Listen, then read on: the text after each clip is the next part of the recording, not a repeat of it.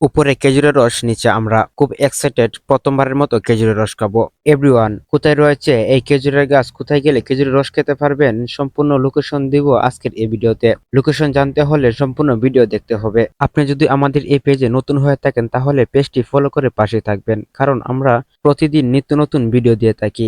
ভ্রমণ সম্পর্কে জানতে পারবেন। ভিডিওটি ভালো লাগলে অবশ্যই একটি লাইক দিবেন আর আপনার মতামত কমেন্টে জানাবেন। তাহলে আর দেরি না করে শুরু করা যাক আজকের এই ভিডিও। খেজুরের রস খেতে হলে সকাল সকাল ঘুম থেকে উঠতে হবে। সকালবেলা অনেক ঠান্ডা, ঘুম থেকে উঠতে ইচ্ছে হচ্ছিল না, তারপরও উঠতে হবে, কারণ প্রথমবারের মতো খেজুরের রস খাবো। তাই আমরা সকাল 6টা বেজে 20 মিনিটের সময় আমরা আমাদের স্থানীয় বাজার চৌমোহনী বাজারে উপস্থিত হই। খেজুরের রস খাওয়ার জন্য শুধু আমি একা না, আমার সাথে ছিল ভাই, বন্ধু, ভাতিজা ও বাগনা।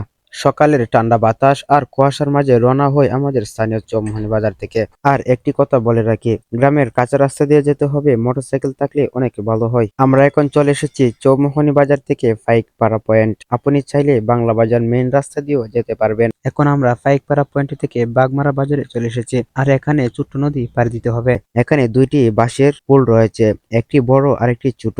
আমরা ছোট্ট পুলেই ব্যবহার করব, কারণ বড় পুল দিয়ে পার হতে হলে 20 টাকা দিয়ে পার হতে হয়। আমি এই প্রথম বাঁশের পুল দিয়ে যাচ্ছি। আপনি যদি কোনোদিন বাঁশের পুল দিয়ে যেয়ে থাকেন তাহলে আপনার অনুভূতি কমেন্টে জানাবেন। আমরা এই নদী অতিক্রম করে খেজুরের রসের গন্তব্যে রওনা দেই। রাস্তা দিয়ে যখন যাই তখন শুধু খেজুরের গাছই দেখতে পাই, খেজুরের রস আর দেখতে পাই না। শীতের সকাল, ঠান্ডা বাতাস আর মন শুধু উতাল পাতাল করছিল কখন খেজুরের রস খাবো। দীর্ঘ জার্নির পর অবশেষে চলে আসলাম খেজুরের রসের গন্তব্যস্থানে।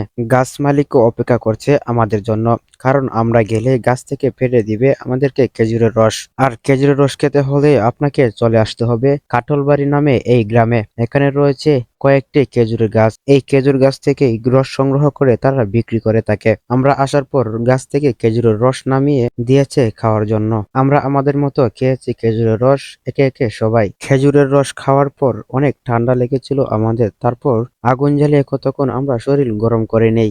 আপনি যদি খেজুরের রস পার্সেল আনতে চান তাহলে আপনি আপনার সঙ্গে করে বোতল বা কিছু নিতে হবে। খেজুরের রস প্রতি লিটার 70 টাকা করে বলছিল তারা, কিন্তু আমরা 10 টাকা কমিয়ে 60 টাকা করে নিয়েছি।